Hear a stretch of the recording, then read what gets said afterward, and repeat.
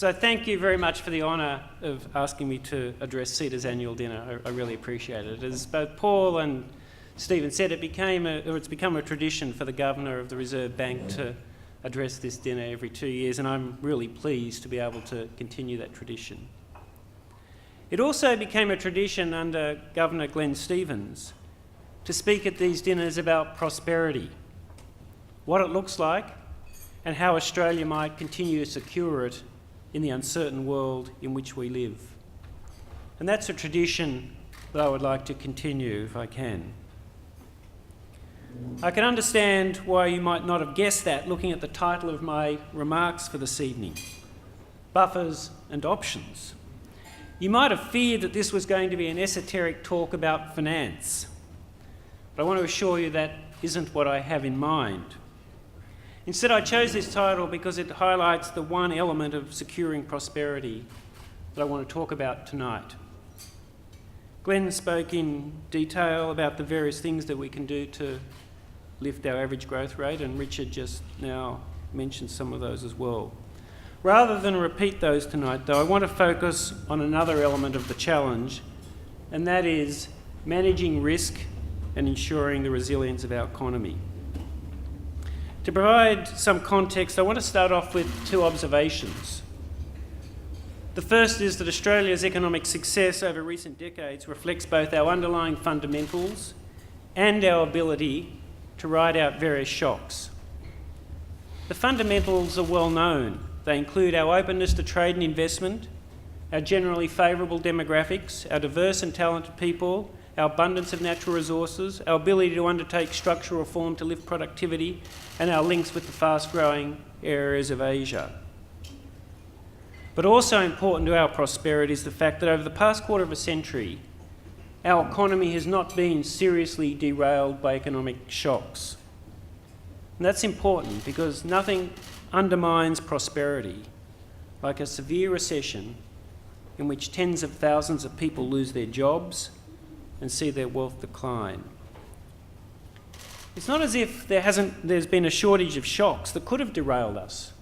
There was the Asian financial crisis, the US tech boom and collapse, the global financial crisis. We've also experienced a once-in-a-century boom in our terms of trade and now the subsequent decline. And the point is that we've been able to ride out these shocks and other shocks without too much difficulty. In part, this is because of the flexibility of our exchange rate, the flexibility that we've had with monetary policy, and the flexibility of our labour market. We've also avoided the build-up of financial imbalances, but the resilience is also because when the shocks hit, we had the buffers to absorb them. Because of these buffers, we had options that not all other countries had. The second observation that I'd like to make is that many business people tell us that they feel the very heavy weight of uncertainty at the moment. The long list of factors that we hear includes uncertainty about the transition in the Chinese economy, uncertainty about the future direction of technology, uncertainty about the political environment, both abroad and at home, uncertainty about the impact of high levels of debt on future consumer demand, and uncertainty about where the extraordinary global monetary stimulus will ultimately take us. Understandably, when people feel uncertain, they sometimes feel it's best to delay making decisions, especially if those decisions are hard to reverse. So we tend to want to seek out more information, we want to wait before we proceed. So to draw these two observations together, Australians have managed pretty well over the past quarter of a century, but we do feel uncertain about the future. In my view, despite these uncertainties, we still should be looking forward to the future with some optimism. Here in Australia, we have a long track record of good economic growth, and we have a demonstrated ability to adjust to a changing world. We have a set of advantages that not all countries have, and our collective challenge is to capitalise on those advantages, ensuring that we have a strong laser-like focus on lifting productivity, surely the key here. As we work out how to do this, though, we obviously can't ignore the uncertainties. But neither can we let those uncertainties force us to retreat, to withdraw from the world. If we do this, then we, and more importantly, our children, will be poorer as the result. Rather, we need to deal with and prepare for those uncertainties. And so this really brings me back to the title of my remarks, buffers and options. Part of the preparation is to ensure that we have adequate buffers in place to deal with future shocks wherever they come from. These buffers provide us with options when the challenges inevitably arise. So this evening I'd like to talk about buffers in three broad areas: the financial system, the fiscal arena, and household finances. So first, the financial sector. This is one area where having adequate buffers is particularly important. The financial sector can either act as a cushion when shocks occur, or it can act as an amplifier. Which one it turns out to be depends very much on how well the system is prepared to deal with bad events. If the system skimped on liquidity and is carrying too little capital, then it's likely to amplify shocks. Conversely, if the financial system has adequate buffers, it's better able to support the economy in difficult times. And the aftermath of the global financial crisis provides a very good illustration of what can happen. And this first chart here, if I can bring it up, shows how bank lending has grown, or in the case of Europe, contracted since the financial crisis in 2008. Many banks in Europe and the US simply didn't have large enough buffers to cope with the events that unfolded. And even today, capital levels remain an issue for some European banks. Insufficient capital means that some banks are constrained in their ability to lend, and this helps explain why some of the European banks have not taken advantage of the ECB's offer to lend them money at a negative interest rate. And the result is that the European economy has suffered. In the United States, the picture is a bit more positive, because there were successful efforts early on to rebuild the buffers in the system. As you can see, in Australia it's been a different story. The banking system did have the capacity to support the economy during the global crisis, although it is important to point out that it did this with the assistance of the Australian government through various guarantee schemes following the freezing of global capital markets. Around the world, the experience of recent years has rightly focused banks and their regulators to think again about how large the buffers should be. And the answer is that they should be larger than they were before. This has been true in Australia too, despite the starting point here being better than in many other countries. Since the beginning of 2015, the major banks have raised around $28 billion of new capital and extra retained earnings. And that's significantly increased, I've got a lag here, it's a bit like monetary policy. There we go. Finally managed it. You can see that over recent years, capital has risen much faster than assets. Banks are also holding a larger share of their deposits in liquid form and have changed the composition of their balance sheet towards more stable funding. As you can see in this chart, liquid assets over the past year have averaged around 20% of the major banks' assets. That's up from an average of around 15% in the years preceding the financial crisis. And banks have also significantly increased their use of deposits and long-term debt and reduced their use of short-term debt. These are positive developments, and they do provide us with an extra degree of insurance against future shocks. Of course, this insurance doesn't come for free. Higher capital, more liquidity, and more expensive stable funding all have a price. We need to keep an eye out to make sure that the price is not too high and that we don't constrain the ability of the financial system to do its job. My view is that this has not been the case in Australia, and that the changes have been a net positive and increased the resilience of our system.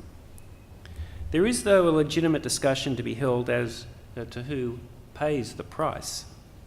and we see this issue frequently debated in our media.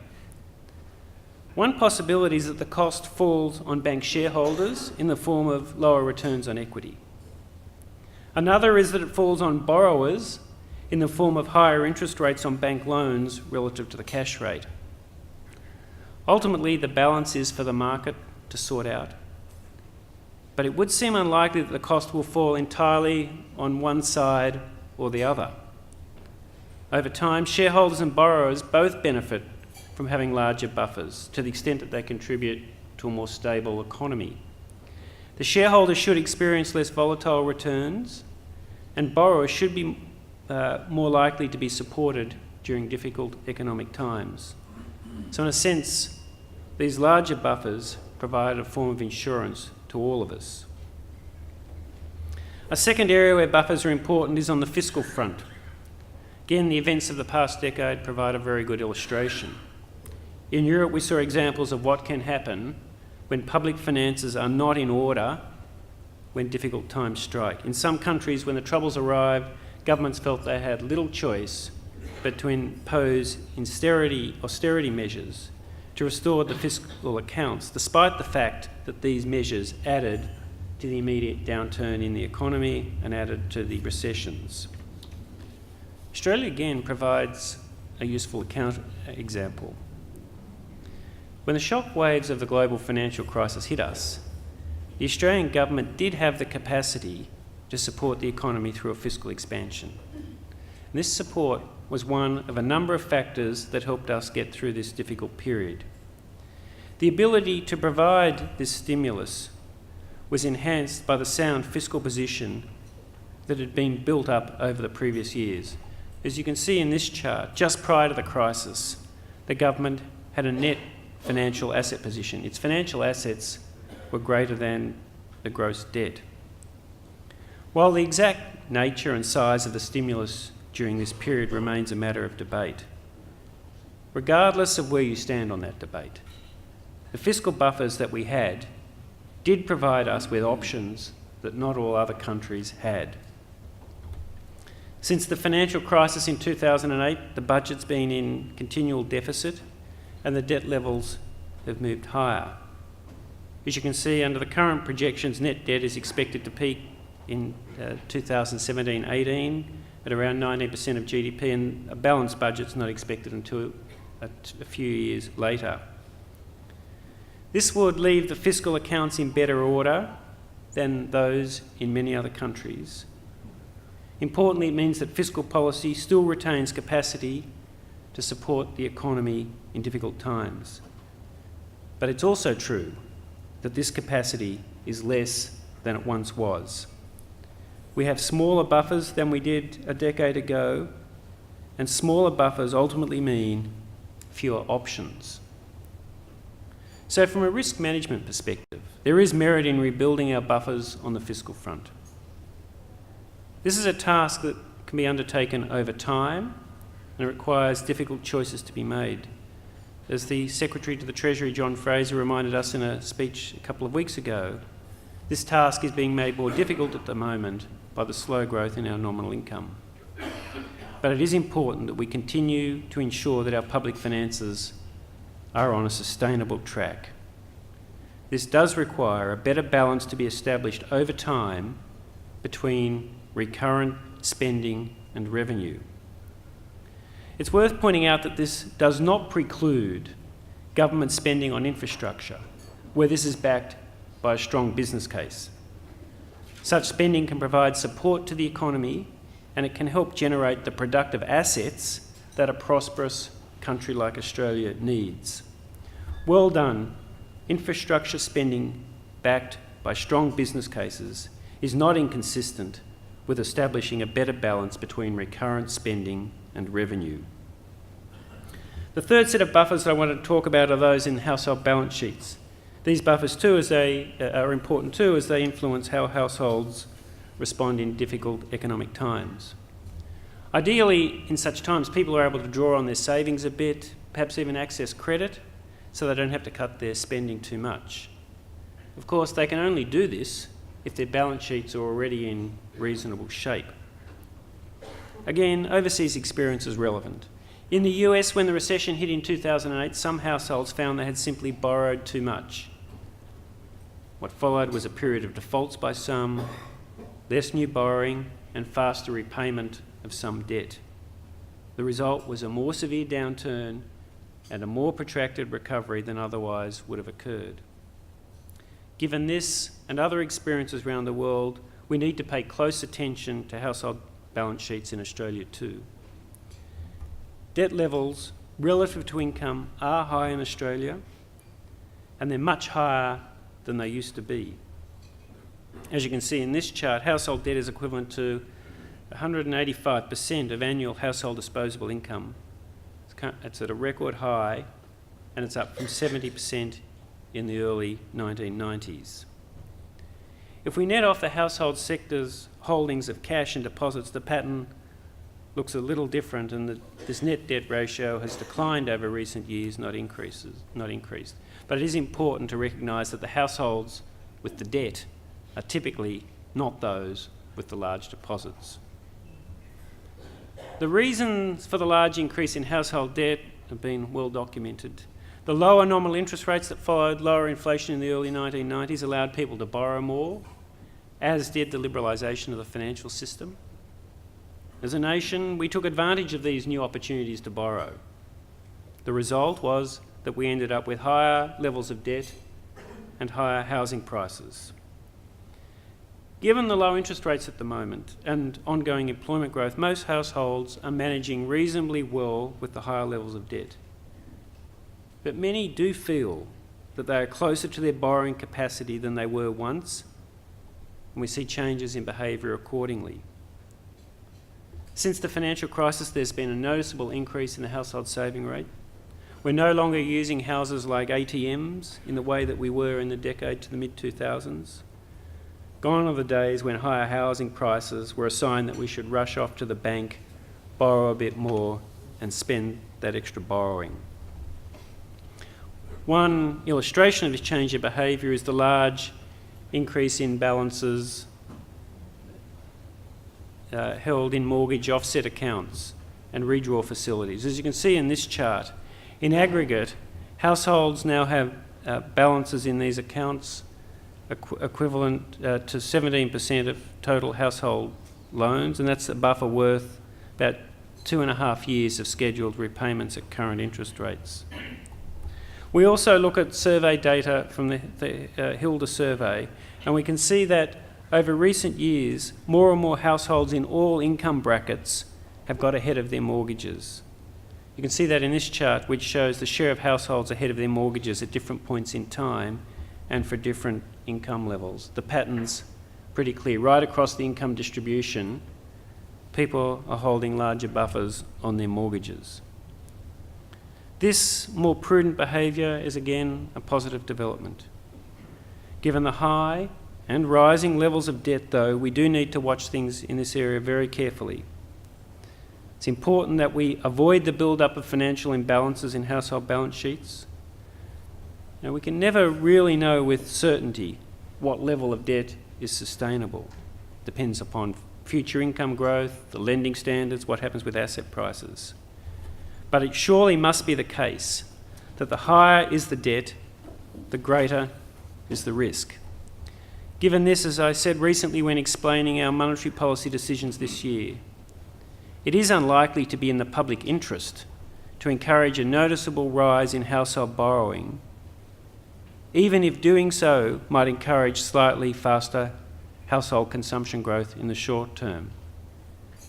We might get slightly faster growth in the short term, but it may come at a longer term risk, and the issue we've been grappling with is balancing those objectives and risks.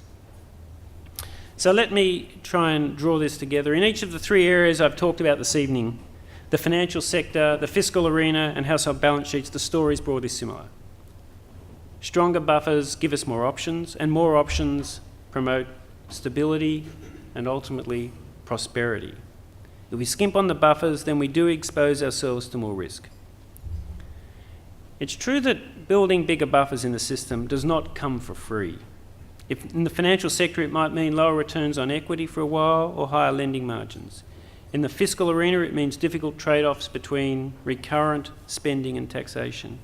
And the household sector, it means consumption growth is slower for a time than it might otherwise be.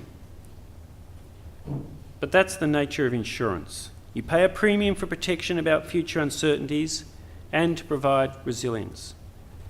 Of course, we need to make sure that the premium is not too high, but it's surely better to pay that premium when the sun's shining than when the storm clouds are building, or worse still, to seek insurance when it's too late. We've seen the consequences of that overseas, and they have not been good.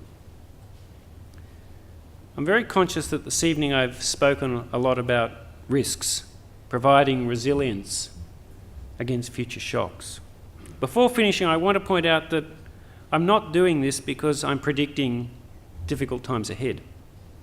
The Reserve Bank's central scenario remains a relatively positive one for the Australian economy.